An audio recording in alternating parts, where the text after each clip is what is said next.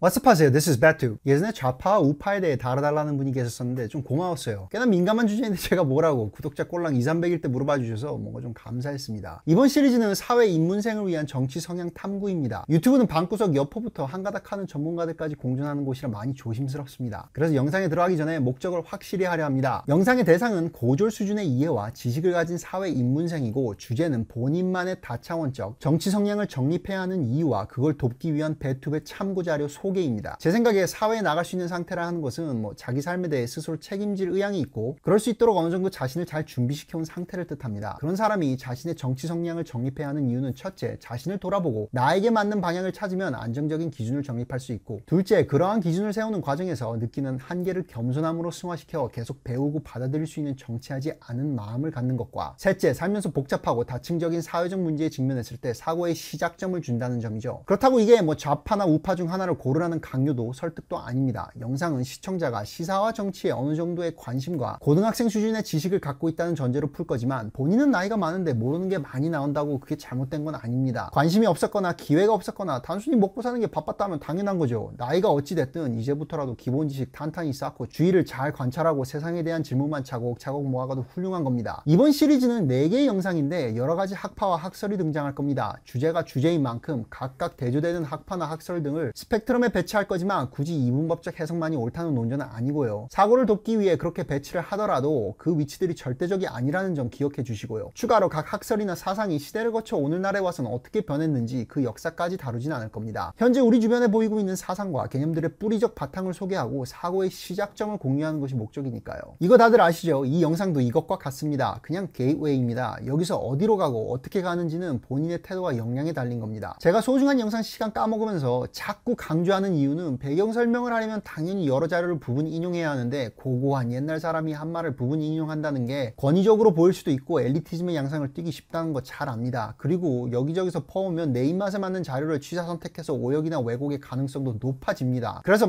누구 가라사대 이런 말은 최대한 자제할 거고, 인용을 하더라도 최대한 학술적으로 어느 정도 인정을 받는 저널이나 원서에서 직접 퍼오겠으며, 한번 인용한 자료는 최대한 재인용을 피하겠습니다. 다시 말해, 한 자료에 제가 찾던 내용이 여러 개가 있더라도 딱 한 번만 사용하고, 나아가서 가능하면 각 술부나 전제마다 복수의 자료를 제시하겠다는 말입니다. 물론 겹치는 자료가 있는 경우도 있긴 있지만, 자료 리스트를 보시면 상당수가 겹치지 않는 걸 아실 겁니다. 추가로 학계 연구나 자료를 통하지 않은 제 추론이나 의견은 여기 상단에 뇌피셜이라고 마킹하겠습니다. 물론 글자 그대로의 번역이나 요약 혹은 당연히 누가 봐도 제 창작물인 것들은 제외입니다. 위랑 아래는 중력이 있는 지구에 사는 이상 기준이 어느 정도 확실한 방향성을 가진 단어들인데, 좌랑 우는요, 글쎄요. 맨날 초등학교 율동 시간에 오른쪽 박을 내밀어 하면 짝꿍이 네 오른쪽 아니면 내 오른쪽 그렇게 물어봤던 기억이 나는데, 헷갈리는 방향성인 건 분명합니다. 뭔 개소리냐 하시겠지만, 우파가 무엇이냐를 생각하기 전에 왼쪽 오른쪽이 대체 어떤 의미가 있고 언제 왜 나뉜 거냐라는 아주 기본적인 질문부터 해봅시다. 우선 가장 접하기 쉬운 고서인 성경부터 보자면, 오른쪽이라는 방향에는 언제나 긍정적인 의미가 내포되어 있었어요. 간단한 예로 주기도문만 봐도 예수가 하나님 우편에 앉아 계시다가 재림할 것이라고 하고 있고, 창세기만 봐도 요셉과 야곱 이야기를 보면 적자를 축복할 때 사용하는 오른손의 중요성을 나타내는 구절이 보입니다. 그럼 기독교에서 유래된 거냐라는 질문이 있을 수도 있는데, 고대 그리스 문화에서도 오른쪽을 빛과 안전, 왼쪽을 어둠과 죽음에 연관짓고, 로마 제국과 중국 역사를 보더라도 오른쪽이 왼쪽보다 우선시되거나 우월시됐다는 점을 알 수 있습니다. 그래서 한마디로 우측이란 개념은 세상을 구성하고 있는 대립관계 개념 중에 소위 좋은 이미지를 가진 것들과 연관됐고, 좌측이란 개념은 그와 대립되는 개념을 나타낼 때 쓰였죠. 그럼 이 좌파라는 단어가 정치적으로 사용된 건 언제부터냐? 이건 대중적인 설명에 의하면 프랑스 혁명 전후라고 합니다. 프랑스 국회에서 의장을 중심으로 왕권제 지지자들은 오른쪽에 자리를 잡았고, 자코뱅을 대두로 한 반왕권제 혁명 세력은 왼쪽에 앉았다고 합니다. 이때부터 보수 세력은 우측, 그리고 대립하는 세력은 좌측이라는 이미지가 강하게 자리 잡았는데, 이건 인터넷에서 쉽게 찾아볼 수 있는 내용이고, 사실 더 거슬러 올라가면 여당과 야당이 좌우를 갈라앉은 건 프랑스 혁명 훨씬 전부터 영국의 하우스 오브 카먼스에서 찾아볼 수 있었습니다. 의장이 중앙에 앉고, 그 오른쪽엔 집권 여당 대표가 자리를 잡고, 왼쪽으로는 야당 대표가 자리를 잡습니다. 이런 배경이 있다고만 짚고 이제 바로 넘어가겠습니다. 정치 성향 판단을 영어로는 political socialization이라고 하는데, 대중은 일반적으로 좌파냐 우파냐 혹은 진보냐 보수냐로 가리죠. 사실 우리는 자각하기도 전부터 일반적으로 어느 정도 보수로 끌리게 될 수밖에 없는 조건을 갖고 있는데, 예를 들면 부모의 영향과 내재된 편향이죠. 부모가 자녀의 정치 성향에 큰 영향을 끼친다는 건 이미 많이 다뤄진 주제입니다. 나이가 들면 중도성 사고를 가지고 있던 사람들도 보수적인 편이 된다는 전제를 깔면, 부모의 정치적 시각을 그대로 받아들이는 자녀들은 보수적 사고의 영향을 많이 받는다는 걸 충분히 의심해 볼 만합니다. 추가로 사람들에겐 현상유지 편향이란 게 있어요. 이걸 게으름이나 나태함이라고 할 수는 없는데 인간에겐 어느 정도 기본적으로 현 상태를 선호하는 편향이 내재되어 있고 이것은 사고를 하는데 영향을 끼친다고 합니다. 물론 사람에겐 반발심이나 반항심이라는 것도 있지요. 현상유지 편향과 본능적 반발심 사이에 뭐가 더 강렬한 심리 요인인지 비교하는 논문은 찾을 수가 없었습니다만 흥미로운 비교일 것 같긴 합니다. 여튼 제가 이 부분을 언급하는 이유는 우리에게 영향을 주는 요소들이 뭐가 있는지 확실히 짚고 넘어가야 내게 있을 수도 있는 선입견을 자각할 수 있어서입니다. 예를 들어 아버지가 한평생 조선일보만 읽었고 할아버지가 태극기 집회 참가자면 당연히 나도 모르게 내가 받은 영향이 있단 말입니다. 그게 확증적 편향이 됐든 반발심이 됐든 작용한 바가 있었을 거란 얘기죠. 그래서 굳이 따지고 들자면 나의 정치 성향에 영향을 주는 요인들은 크게 가족, 주거 및 사회 환경, 경제적 상황, 그리고 교육 배경입니다. 이 부분을 돌아보면 내겐 어떤 편견이나 선입견이 있을까 하고 생각해 보실 수 있을 겁니다. 이건 그냥 제가 개인적인 참고로 예전에 만들었던 거지만 유튜브에 올리기 위해 백큐비라고 이름을 지었는데 이게 뭐 절대적이라고 하는 것도 아니고 개인의 사고를 위한 시작점으로 참고하시란 겁니다. 보시다시피 정치 성향을 판단 내리는 데는 1차원적이나 2차원적 기준을 쓸 수가 없어요. 적어도 3차원은 돼야 하고 자신에게 큰 의미가 되는 기준이나 가치관을 고려하면 4차원도 5차원도 될 수 있습니다. 그럼 이제 자세한 설명을 해드리겠습니다. 우선 각 축의 양 끝을 구성하는 개념들이나 사상은 상대적이란 걸 잊으시면 안 됩니다. 예를 들어 덮어놓고 막스는 좌파 이렇게 하시면 그럼 어디서부터 우양이냐 라는 첫 질문부터 막힐 겁니다. 그리고 어느 한쪽의 정의만 듣고 결론을 내리는 것도 위험합니다. 예를 들어 오스트리아 경제학파가 막스의 자본론을 깐 비평만 듣고 스펙트럼에 올려놓는 것은 부정확할 수 있습니다. 또 알려드릴 부분은 각 축의 구성원은 공시적인 개념과 통시적인 개념으로 분리됩니다. 예를 들어 정부의 존재 이유, 개인 자유의 중요성, 생명의 존엄성, 개개인의 종교에 기반을 둔 도덕적 잣대 등의 주제는 세월이 흘러도 존재하는 것들입니다. 하지만 국채의 적정량, 국가의 우선가치, 사회복지의 우선순위 등은 강산이 바뀌는 속도보다 빨리 변화하고 그 당시 상황의 여건을 횡적으로 분석해야 합니다. 그럼 이제 한 축씩 살펴보시죠. 우선 X축은 나보다 크고 강한 주체가 내 삶에 개입하거나 관여하는 것에 대한 나의 태도입니다. 그게 내가 다니는 학교가 됐든 정부가 됐든 동아리가 됐든 말입니다. 우측으로 가면 자유의지와 그에 따른 리스크 그리고 자연적 질서를 중요시 여기는 거고요. 좌측으로 가면 그런 주체의 개입과 영향 그리고 인위적인 법이나 사회구조를 통한 질서를 중요시 여기는 게 됩니다. Y축을 볼까요? Y축은 집단주의, 의무론적 윤리 및 정언명령 그리고 평등주의에 더 편향적일수록 아래로 가고 개인주의와 불공평의 수용과 가언명령과 공리주의에 편향적일수록 위로 갑니다. 여기서 제가 하향식의 의미를 가진 탑다운과 상향식의 의미를 가진 바텀업을 구분지었는데 그 이유는 바텀업 프레임에선 국가가 됐든 민족이 됐든 가족이 됐든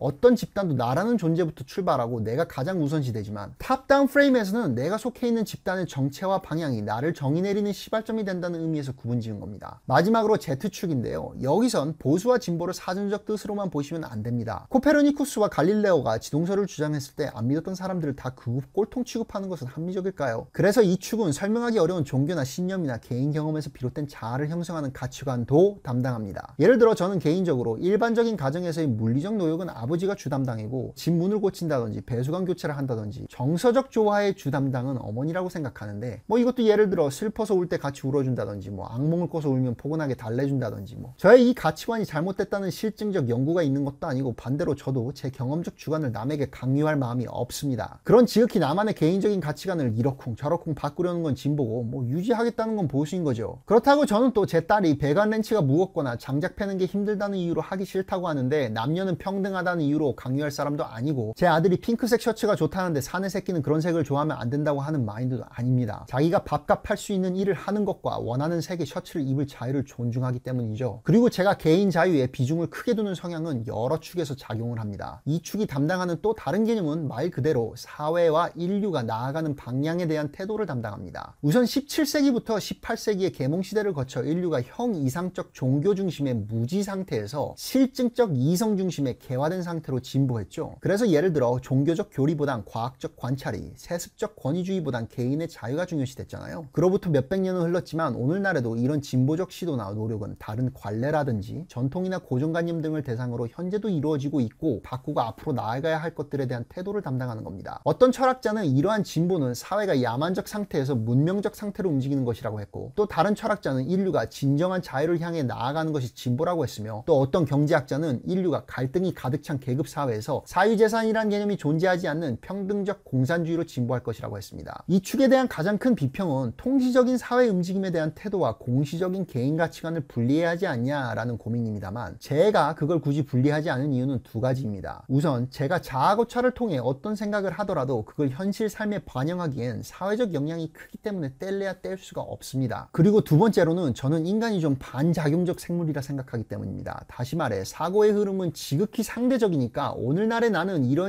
가치관을 갖고 있지만 똑같은 DNA를 갖고 있더라도 100년 전 태어났을 나와 100년 후에 태어났을 나는 다른 가치관을 갖게 될 수도 있다는 거죠. 그래서 얼핏 보면 분리해야 할 것 같은데, 사회의 변화에 대한 태도와 개인 가치관 구성은 독립적인 사고 영역이 아니라 한 축에 공존하게 된 겁니다. 자, 그럼 각 축의 성질에 대해 설명했으니 축의 구성 개념들에 대해서 살펴봐야 합니다. 이 큐브는 사실 지도와 같은 거예요. 나만의 지도를 만드는 건데, 지도에서 방향을 정리했으면 이제 채워넣어야겠죠. 병원, 학교, 교회 이런 지리 정보를 지도에 채워넣어야 합니다. 그리고 그런 지리 정보를 파악하는 데 필요한 건 역사, 철학, 그리고 경제학입니다. 이 세 가지에 대해선 뿌리적인 기본 지식만 갖고 계시면 지도를 어느 정도 만들 수 있습니다. 역사 지식의 필요성은 미국의 독립전쟁과 프랑스 혁명의 차이를 예로 들겠습니다. 이게 한국어로는 미국은 독립전쟁이고 프랑스는 혁명이라고 번역됐는데, 사실 원어로는 American Revolutionary War이어서 직역하면 미국 혁명과 프랑스 혁명입니다. 그럼 둘 다 혁명이잖아요. 그리고 기존 기득권에 대항해서 시작한 운동이니까 동종으로 취급해야 하고, 나아가선 급진적 진보 성향의 역사적 이벤트라고 말할 수 있습니다.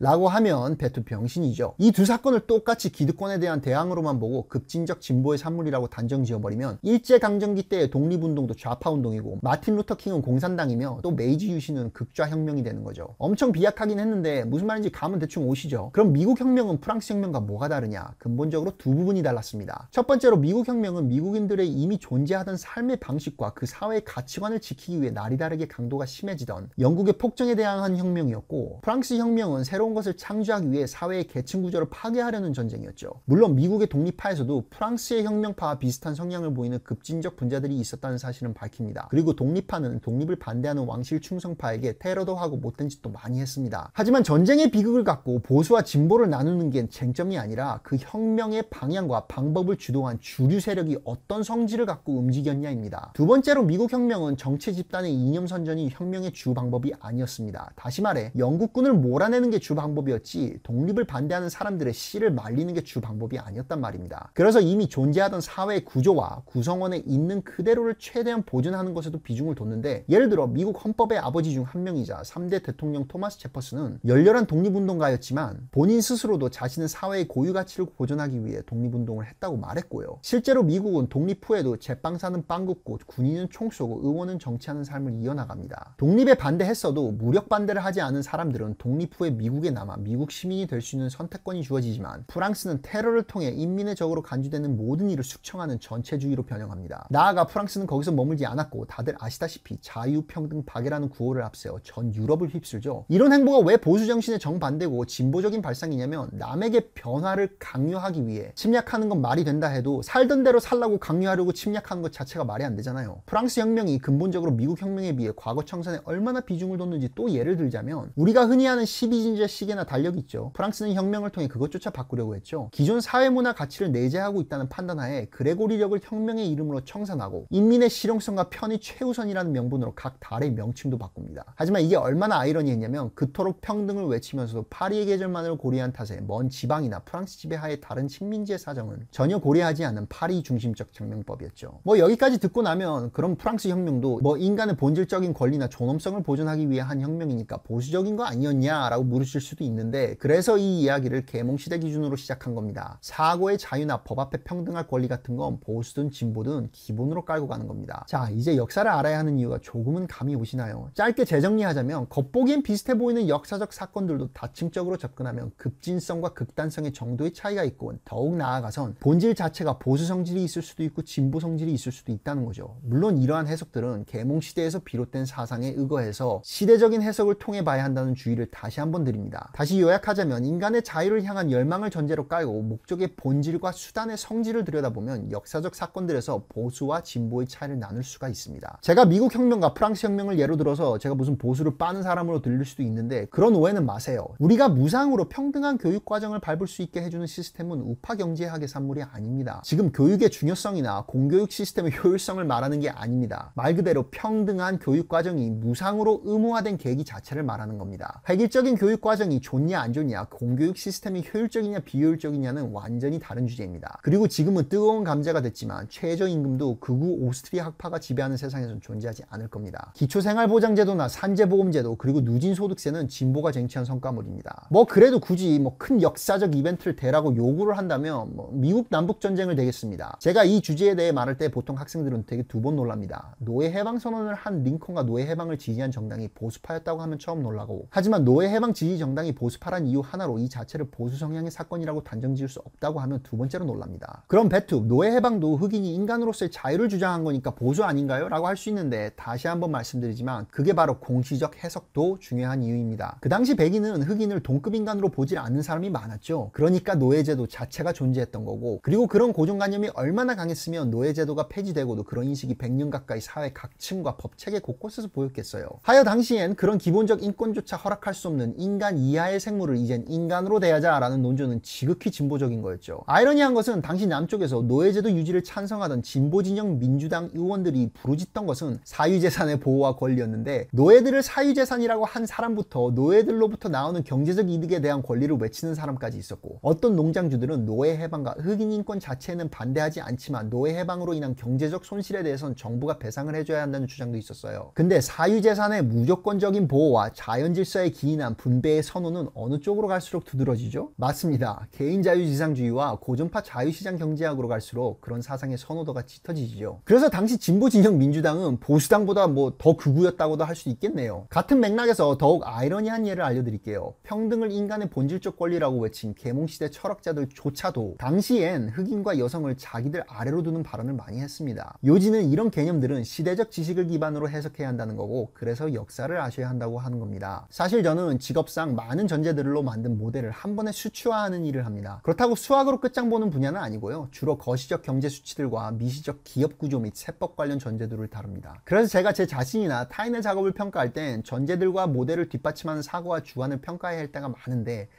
그게 참 애매할 때가 많아요. 왜냐면 사람마다 교육 배경과 내재된 편향에 따라서 그 전제들의 정도가 천지차이기 때문이죠. 그때를 위해 참고하려고 만든 기준입니다. 전 이걸 6Is라고 부릅니다. 한국어로 표현하면 불완벽, 불완전, 부정확, 불일치, 불명확, 비일관입니다. 저는 세상에 완벽한 기준이 없기 때문에 뭐 완벽한 결과물도 없다고 생각하는 편입니다. 그래서 최고 수준은 말 그대로 불완벽입니다. 내가 모르는 게 뭔지도 모르는 상태를 인정하는 거죠. 그리고 그 아래는 불완전, 말 그대로 완전하지 못하고 완성되지 못했다는 말이죠. 내가 인지하고 있음에도 미처 다루지 못한 부분이 있단 말입니다. 그 아래는 4개의 다른 I가 사각형을 이루고 있습니다. 모르실 수도 있는 분들을 위해 추가 설명을 하자면 accurate과 precise는 이렇게 다른 개념입니다.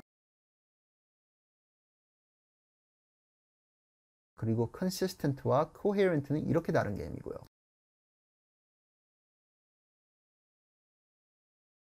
제 큐브는 감히 imperfect는커녕 incomplete도 목표하지는 않았습니다. 솔직히 그 점 꼭 기억해 주시고 꼭 의심하시면서 들으셔야 합니다. 또 한 가지 첨언 드리자면, 전 솔직히 이런 철학이나 옛날 이야기들을 뭐 있는 그대로 일상생활에 적용하기엔 무리가 많다고 생각하는 편입니다. 예를 들어 제가 경영진 발표에 아무것도 없는 슬라이드 하나 띄워놓고 뭐 스미스의 보이지 않는 손이 우리 제품을 알아서 해줄 거예요 라고 말하면 다음날 출근 못하겠죠. 술자리에 가서 술 먹기 싫은데 친구에게 뭐 칸트의 정언명령에 따라 더 이상 내게 술을 권하지 말라고 하면 절규가 신년 목표라면 아주 좋은 방법입니다. 하지만 배워야 하는 이유는 명확하죠. 그래서 정리하자면, 첫째, 배움의 동기와 기회는 각자 다른 형태와 다른 때의 모습을 드러낸다. 이런 거 공부 안 한다고 남보다 못한 인간도 아니고 공부했다고 또 나은 인간도 아니다. 둘째, 이 영상은 이미 10번은 말했듯이 단순히 좌표 찍어주는 게이트웨이다. 셋째, 배투배 게이트웨이는 분명히 오류가 있다. 하지만 절대 악의적이고 의도적인 왜곡은 아니다. 세 번째 포인트에 대해 좀 첨언하자면, 영상에서 틀린 부분이 발견되면 꼭 정정을 해주세요. 다시 말해, 틀렸다 책이나 읽어봐라가 아니라 뭐 이 부분은 틀렸다, 이 책엔 이렇게 쓰여져 있다라고요. 틀린 걸 지적하는 것 자체로도 가치 있는 행동이니 그런 걸 하지 말라는 말은 아닙니다. 하지만 이왕이면 뭘 기준으로 틀렸는지도 말해주십사 하고 부탁드리는 겁니다. 제가 기분 나쁜 게 문제가 아니에요. 이 영상을 본 사람 중에 제가 틀린 걸로 피해보는 사람이 생기면 안 되니까 그분들을 위해 좌표를 찍어달라 요청하는 겁니다. 뭐 흥미로우셨다면 2편 기대해 주시고요. 다음은 철학 이야기로 돌아오겠습니다. 배투비였습니다.